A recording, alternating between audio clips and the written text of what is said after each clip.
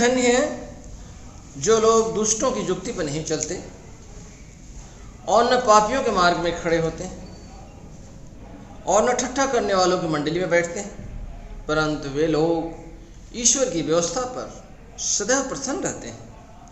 Blessed is the man who walks not in the counsel of scoffers and counsel of wicked, nor stand in the way of sinners, nor sit in the seat of scoffers. But his delight in the law of the Lord, and on his law he meditates day and night. Amen. आप सबको जय मसीह की। आज हम पढ़ेंगे यिर्मयाह 23 बाब उसका 1 से 6 आयत। बुक ऑफ यिर्मयाह चैप्टर 23 वर्सेस 1 to 6। इसमें इस प्रकार लिखा है, उन चरवाहों पर हाथ जो मेरी चराई की भेड़ बकरियों को तितर बितर करते और नाश करते हैं, यहोवा ये कहता है। इसलिए इस्राएल का परमेश्वर यहोवा अपनी प्रजा के चरवाहों से यूँ कहता है, तुमने मेरी भेड़ बकरियों की सुधि नहीं ली, वरन उनको तितर बितर किया और बरबस निकाल दिया है। इस कारण यहोवा की ये वाणी है कि मैं तुम्हारे बुरे कामों का दंड दूंगा। तब मेरी भेड़ बकरियां जो बची हैं, उनको मैं उन सब देशों में से जिनमें मैंने उन्हें बरबस भेज दिया है, स्वयं ही उन्हें लौटा कर लाऊंगा। उन्हीं की भेड़शाला में इकट्ठा करूंगा और वे फिर फल फूलेंगी। मैं उनके लिए ऐसे चरवाहे नियुक्त करूंगा जो उन्हें चराएंगे, और तब वे ना फिर डरेंगी, ना विस्मित होंगी, और ना उनमें से कोई खो जाएंगी। यहोवा की ये वाणी है। यहोवा की ये भी वाणी है, देख ऐसे दिन आते हैं जब मैं दाऊद के कुल में से एक धर्मी ऊँकर उगाऊंगा, और वो राजा बनकर बुद्धि से राज्य करेगा और अपने देश में न्याय और धर्म की प्रस्तुत करेगा। उसको दिनों में यहूदी लोग बचे रहेंगे और इस्राएली लोग निडर बसे रहेंगे, और यहोवा उसका नाम यहोवा हमारा धर्मकर्ता रखेगा। परमेश्वर के इस वचन के पढ़े और सुने जाने पर आशीष हो। आमीन। हम पढ़ेंगे दूसरा पत्रस उसका 3 अध्याय उसकी 8 से 15 तक। हे प्रेमियों, यह बात तुमसे छिपी न रहे कि प्रभु के यहाँ एक दिन 1000 वर्ष के बराबर है और 1000 वर्ष एक दिन के बराबर है। प्रभु अपनी प्रतिज्ञा के विषय में देर नहीं करता, जैसे देर कुछ लोग समझते हैं, पर तुम्हारे विषय में धीरज धरता है और नहीं चाहता कि कोई नष्ट हो, वरन यह कि सबको मन फिराव का अवसर मिले। परंतु प्रभु का दिन चोर के समान आ जाएगा। आकाश की बड़ी हड़हड़ाहट के शब्द से जाता रहेगा और तत्व बहुत ही तप्त होकर पिघल जाएंगे और पृथ्वी और उस पर के काम जल जाएंगे। जबकि ये सब वस्तुएं इसी रीति से पिघलने वाली हैं, तो तुम्हें पवित्र चाल चलन और भक्ति में कैसे मनुष्य होना चाहिए और परमेश्वर के उस दिन की बाट किसी रीति से जो होना चाहिए और उसके जल्द आने के लिए कैसा यत्न करना चाहिए, जिसके कारण आकाश आग से पिघल जाएगा और आकाश के गण के अनुसार हम एक नए आकाश और नई पृथ्वी की आस देखते हैं, जिनमें धार्मिकता वास करेगी। इसलिए हे प्रियो, जबकि तुम इन बातों की आस देखते हो, तो यत्न करो कि तुम शांति से उसके सामने निष्कलंक और निर्दोष ठहरो और हमारे प्रभु के धीरज को उद्धार समझो, जैसा हमारे प्रिय भाई पौलुस ने भी उस ज्ञान के अनुसार जो उसे मिला तुम्हें लिखा है। परमेश्वर के वचन के पढ़े सुने जाने पर हम सबको आशीष मिले। आमीन। आइए पवित्र शास्त्र में से पढ़ेंगे नए नियम की पुस्तक लूका उसका 12 अध्याय उसकी 32 से 40 आयत तक। नए नियम की पुस्तक लूका उसका 12 अध्याय 32 से 40 आयत तक। हे छोटे झुंड, मत डर, क्योंकि तुम्हारे पिता को ये भाया है कि तुम्हें राज्य दे। अपनी संपत्ति बेचकर दान कर दो और अपने लिए ऐसे बटुए बनाओ जो पुराने नहीं होते, अर्थात स्वर्ग पर ऐसा धन इकट्ठा करो जो घटता नहीं और जिसके निकट चोर नहीं जाता और कीड़ा नहीं बिगाड़ता, क्योंकि जहां तुम्हारा धन है वहां तुम्हारा मन भी लगा रहेगा। तुम्हारी कमरे बंधी रहे और तुम्हारे दिए जलते रहे, और तुम उन मनुष्यों के समान बनो जो अपने स्वामी की बाट देख रहे हो कि वह विवाह से कब लौटेगा, कि जब वह आकर द्वार खटखटाए तो तुरंत उसके लिए खोल दें। धन्य है वह दास जिन्हें स्वामी आकर जागते पाए। मैं तुमसे सच कहता हूँ कि वह कमर बांधकर उन्हें भोजन करने को बिठाएगा और पास आकर उनकी सेवा करेगा। यदि वह रात के दूसरे पहर या तीसरे पहर में आकर उन्हें जागते पाए तो वह दास धन्य है। परंतु तुम ये जान रखो कि यदि घर का स्वामी जानता कि चोर किस घड़ी आएगा तो जागता रहता और अपने घर में सेंध लगने ना देता। तुम भी तैयार रहो, क्योंकि जिस घड़ी तुम सोचते भी नहीं उसी घड़ी मनुष्य का पुत्र आ जाएगा। ये खुदा का कलाम है। खुदावंद का शुक्र हो। आमीन।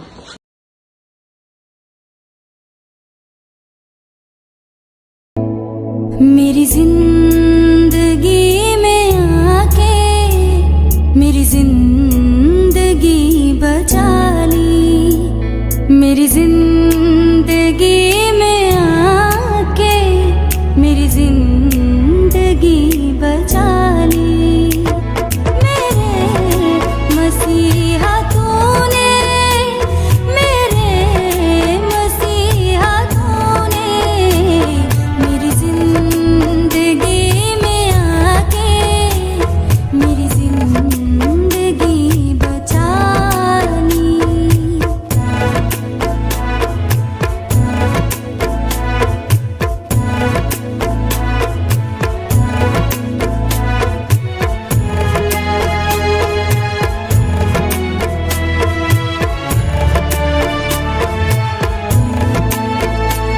अब ना कोई खलिश है, ना कोई तमन्ना दिल में। हो अब ना कोई खलिश है, ना कोई तमन्ना दिल में। मेरे जिस्म जान में तू है, तू ही बसा है दिल में। मुझे सब दिया है तूने, मेरी जिंदगी थी खाली। मेरी जिंदगी में आके मेरी जिंदगी बचा ली।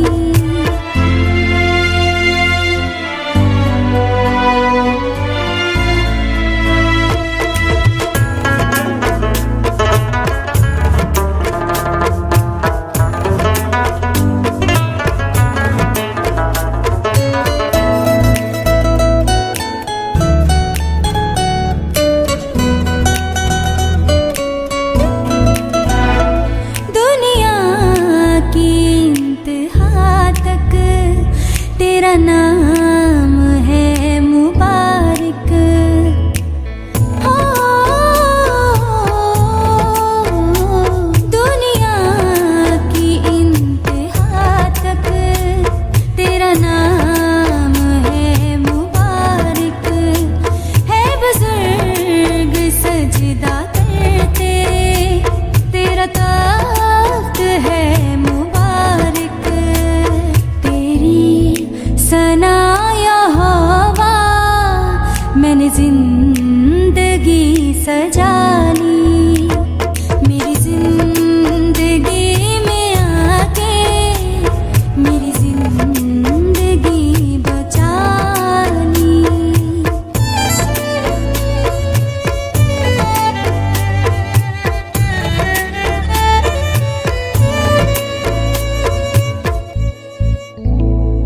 तेरी नजर करम की तूफान भी थम है जाते।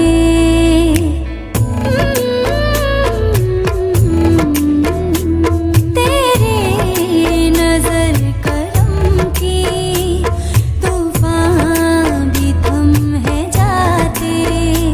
आसमां फरिश्तेगां भी हम दो सना है गाते। रहे हाथ मेरे सर पर, तेरा हाथ जलाली, मेरी जिंदगी में आके मेरी जिंदगी बचा ली। मेरे मसीहा तूने, मेरे मसीहा तूने मेरी जिंदगी में आके मेरी जिंदगी बचा ली। Good morning to all of you. आप सबको सलाम। आज की इबादत में आप सबका स्वागत है। Today is the fourth Sunday before Christmas.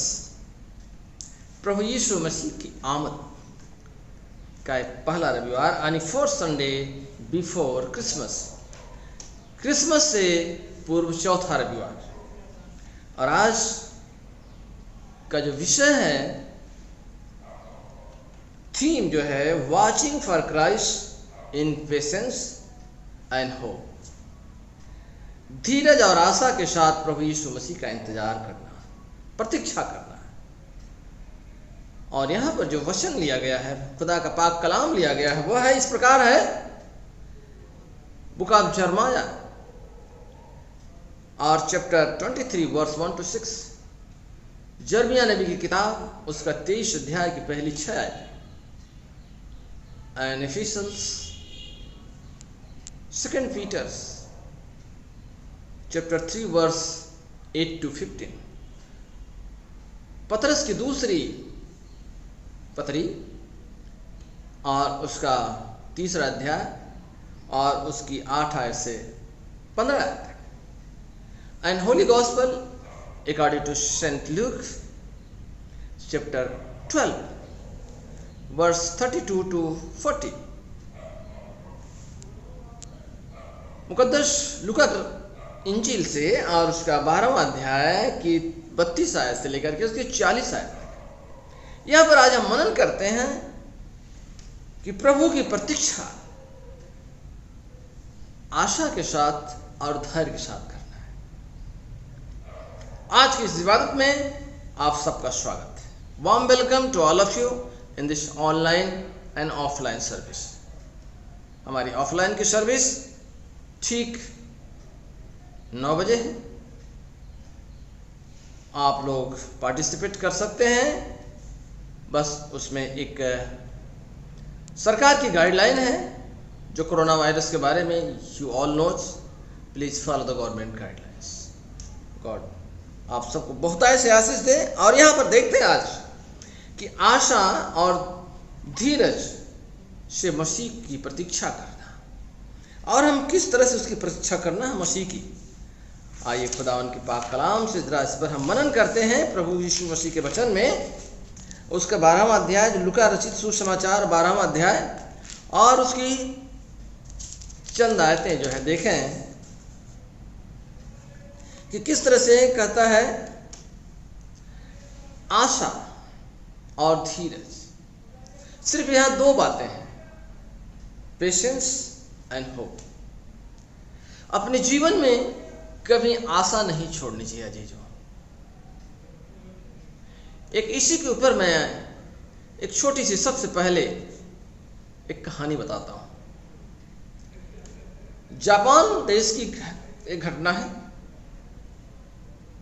Japan में लोग अपने घर बनाते हैं, अक्सर मोस्टली वुडन हाउसेस होते हैं, लकड़ी का घर होता है उनका, और उसको तकरीबन वो 8-10 साल के बाद उसको रिपेयर करते हैं अगर ज़रूरत होती है तो उस घर को 10 साल के बाद उन्होंने रिपेयर करने के लिए सोचा कि इसको खोलें। और वहाँ पर जब उसको खोलते हैं, रिपेयर का काम शुरू करते हैं, तो वहाँ पर देखते हैं कि एक छिपकली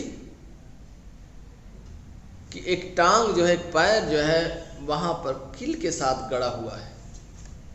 और वह छिपकली पिछले 10 सालों से वहां पर है और वो जिंदी है। और जब उन्होंने देखा उन्होंने उनके दिल में, उनके दिमाग में एक बात आई कि कैसे 10 साल से जिंदी है। It's very difficult.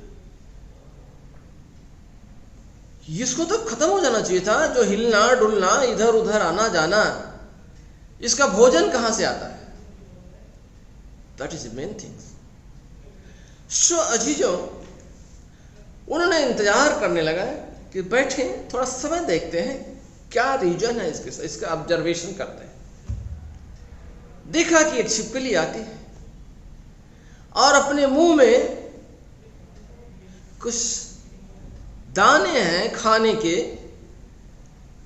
जो कीट पतंग जो भी है, और ला करके अपने उस दूसरे छिपकली के मुंह में डाल देती है, जो 10 वर्षों से वहां पर किल के साथ ठुकी हुई है। उसके अंदर किल गाड़ दी गई, नोइंगली अननोइंगली हो सकता है।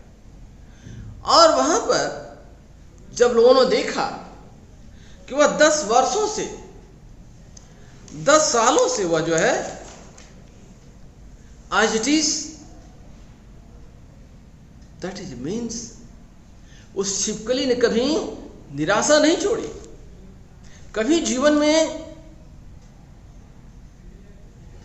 वो लहरें आएंगी, वो खुशियां आएंगी, कभी निराशा नहीं छोड़ा।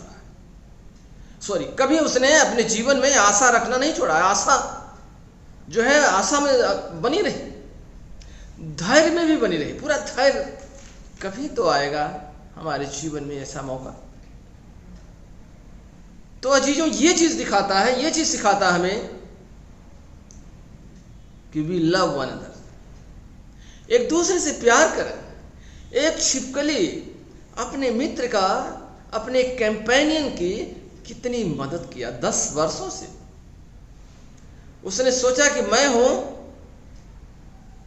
यह जो है मेरा साथी, मेरा कंपेनियन, मेरा मित्र, जो चलने में असमर्थ है आज, लेकिन मेरी ड्यूटी बनती है, मेरा फर्ज बनता है इसको भोजन लाना।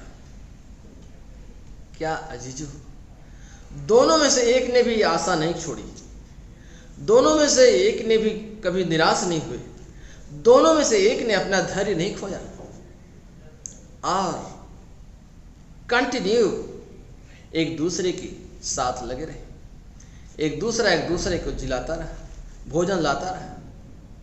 यह है सच्ची दोस्ती, यह है सच्ची मित्रता, यह है सच्चा केयर, कि हम एक दूसरे को कैसे केयर करें। इसी तरह से मेरे चीजों, यहां पर धैर्य की बात,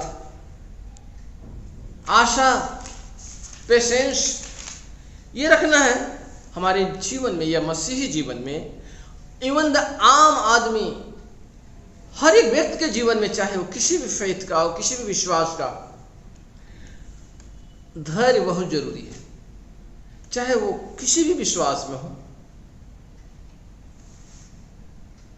चाहे वो किसी भी कंट्री के क्यों ना हो, लेकिन धैर्य कभी खोना नहीं चाहिए।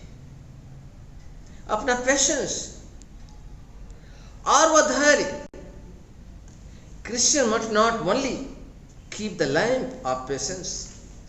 मसीही लोग ये नहीं एक लैम्प की तरह, एक ज्योति की तरह सिर्फ, बल्कि हम और ज्यादा लोगों के लिए कहते हैं कि यहोवा की यह वाणी है कि क्या कोई ऐसा गुप्त स्थान में छिप सकता है कि मैं उसे न देख सकूं? क्या स्वर्ग और पृथ्वी दोनों मुझसे परिपूर्ण नहीं? मैंने इन नबियों की बातों से सुनी है, बातें भी सुनी है, जो मेरे नाम से कहकर झूठी भविष्यवाणी करते हैं। मैंने स्वप्न में देखा। स्वप्न क्या देखा?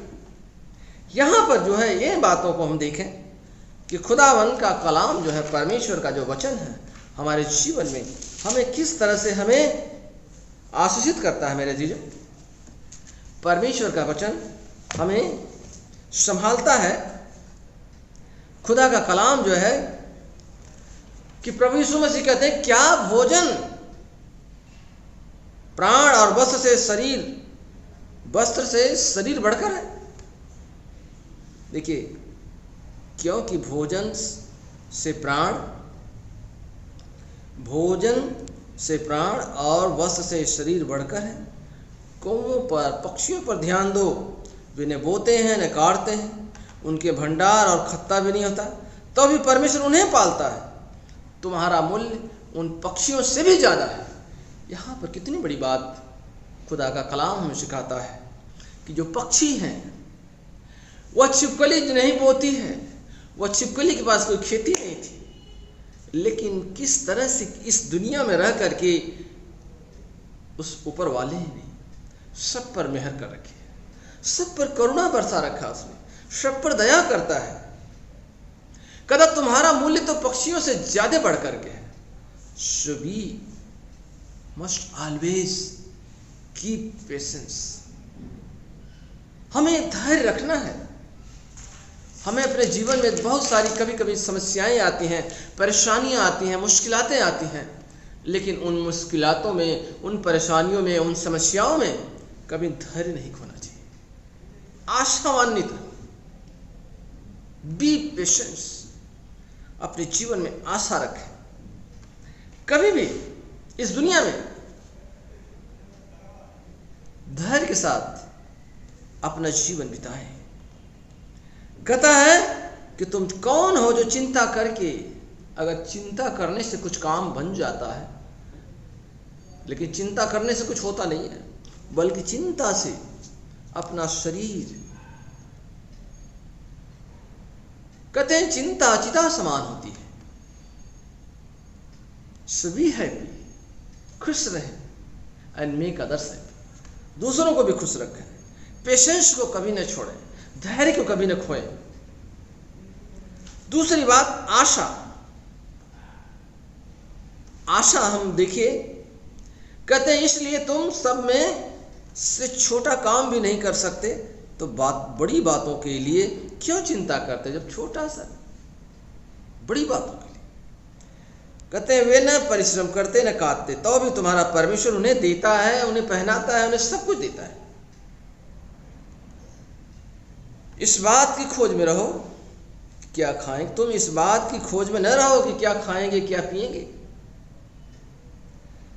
न संदेह करो, डोंट वरी। लेकिन ये बात नहीं कि आप काम न करें।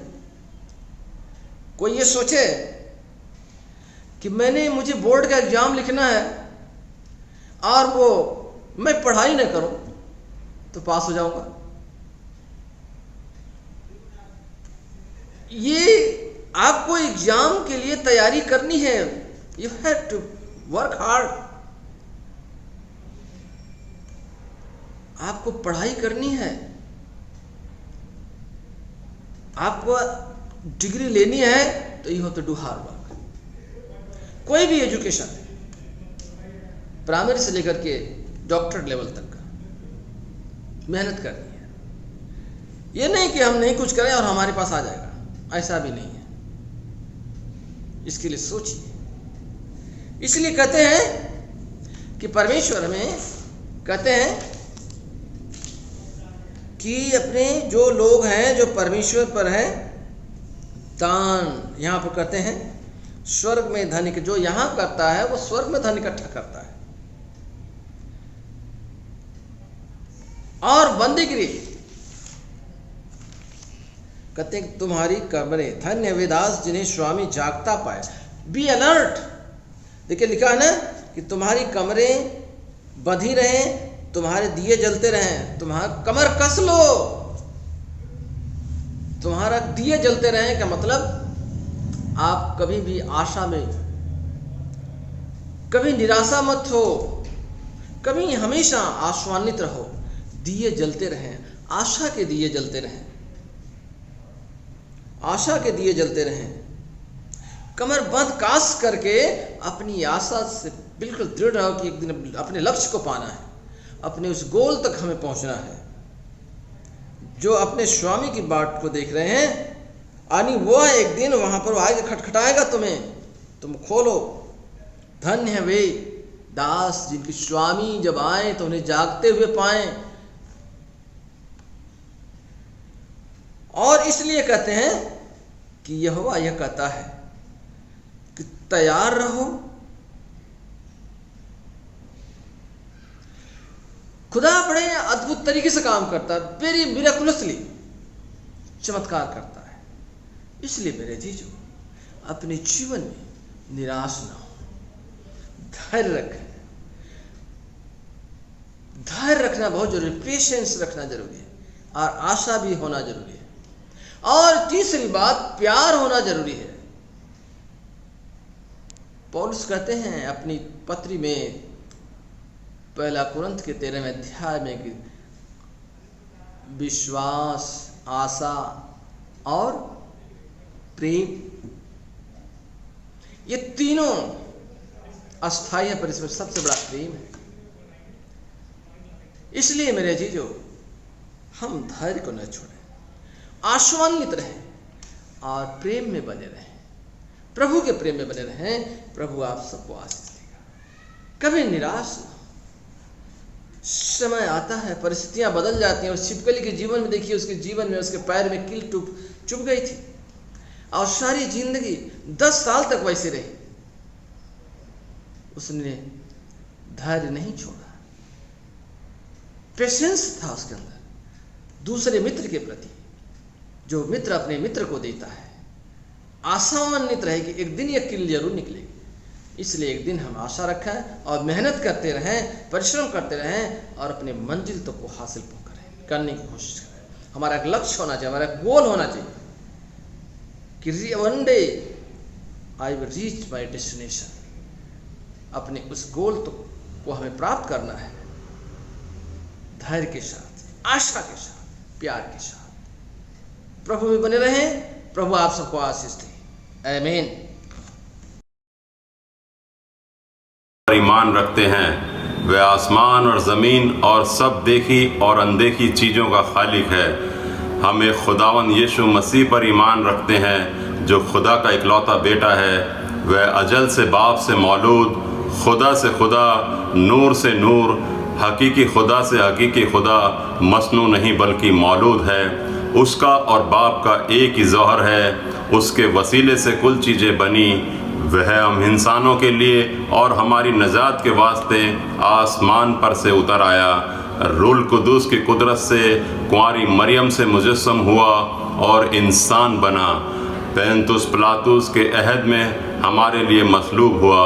उसने दुख उठाया, मर गया और दफन हुआ, और तीसरे दिन पाक नविस्तों के बमुजिब जी उठा, आसमान पर चढ़ गया और बाप के दाहिने बैठा है। वह जलाल के साथ जिंदों और मुर्दों की अदालत के लिए फिर आएगा, और उसकी सल्तनत कभी ख़त्म ना होगी। हम रूल कुदूस पर ईमान रखते हैं, जो खुदावन है और ज़िंदगी बख्शने वाला है। वह बाप और बेटे से सादिर है। उसकी बाप और बेटे के साथ परिश्त और ताज़ीम होती है। वह नबियों की ज़बानी बोला। हम एक पाक कैथोलिक और रसूली कलीसिया पर ईमान रखते हैं। हम एक बपतिस्मे का, जो गुनाहों की माफ़ी के लिए है, इकरार करते हैं, और मुर्दों की क़यामत और आइंदा जहान की हयात का इंतज़ार करते हैं। आमीन। सबको जय मसीह की। ये समय होगा सिफारिशी दुआओं के लिए। आइए हम दुआ में जाएं। आइए हम सब इंसानों के लिए दुआ करें और अपनी दुआओं और खुदावंद यीशु मसीह की दायमी सिफारिश के लिए पेश करते हैं। आए आसमानी बाप, हम तुझसे दुआ करते हैं कि सारे जहान में इंसाफ और सुलह कायम हो और हर इंसान बहुत आय से ज़िंदगी पाए। आए रहीम खुदावंद, हमारी दुआ सुन। उन सब के लिए जो इस गांव में बसते हैं, और तमाम बातों को दूर करने के लिए भी जो एक दूसरे में फूट और झगड़े पैदा करती हैं, ताकि हमारे मुल्क में सच्ची एकता और मेल मिलाप की तरक्की हो। आए रहीम खुदावंद, हमारी दुआ सुन। उन सब के लिए जो खेती बाड़ी, उद्योग धंधे या व्यापार में लगे हुए हैं, सब मजदूरों और कारीगरों के लिए, और उन सब लोगों के लिए जो हमारी ज़रूरतों को पूरा करते हैं। खास तौर से प्रार्थना करते हैं हम इस समय में फ्रंटलाइन वॉरियर्स, मेडिकल स्टाफ या कोई भी किसी भी तरीके से पिता परमेश्वर लोग हम सब की पिता परमेश्वर मदद करते हैं, खासतौर से जो बीमार हैं उनकी मदद करते हैं पिता परमेश्वर। उन सब को आप तसल्ली दीजिए, आशीषित करिए पिता परमेश्वर, और इस मुश्किल समय में संभाले उनको भी पिता परमेश्वर, उनके परिवारों को पिता परमेश्वर, उनके साथ रहें, और उस काम से पिता परमेश्वर उनकी नहीं पिता परमेश्वर आपकी महिमा हो पिता परमेश्वर। आए रहीम खुदाबंद हमारी दुआ सुनो। तमाम उस्तादों, पढ़ने वालों, साइंसदानों, लेखकों, हुनरमंदों और उन सब के लिए भी जो दूसरे लोगों के दिलो दिमाग पर असर डालते हैं, आए रहीम खुदाबंद हमारी दुआ सुनो। उन सब के लिए जो दुख या तकलीफ उठा रहे हैं, बेरोजगार हैं, गरीब और भूखे हैं, मोहताज या कुचले हुए हैं, जो बीमार या मरने के करीब हैं, और उन सब के लिए भी जो उनकी मदद करते हैं। खासतौर से प्रार्थना करते हैं एक बारी फिर से, जो इस समय में पिता परमेश्वर बीमार रहे हैं, बीमार हैं, जो रिकवर कर रहे हैं पिता परमेश्वर, उन सब को पिता परमेश्वर जल्द से जल्द चंगाई दीजिए पिता परमेश्वर। खुदा उन्हें ताकत दे पिता परमेश्वर। जिन लोगों को ने पिता परमेश्वर अपनों को खोया है, जिन लोगों को आपने अपने पास बुलाया है पिता परमेश्वर, उनके परिवारों में पिता परमेश्वर जो खालीपन है पिता परमेश्वर, आप अपनी प्रेजेंस दीजिए पिता परमेश्वर वहाँ पे। उस प्रेजेंस से पिता परमेश्वर वो खालीपन को दूर करिए पिता परमेश्वर। जो उन परिवारों में ज़रूरतें हैं पिता परमेश्वर वो पूरी हो पिता परमेश्वर।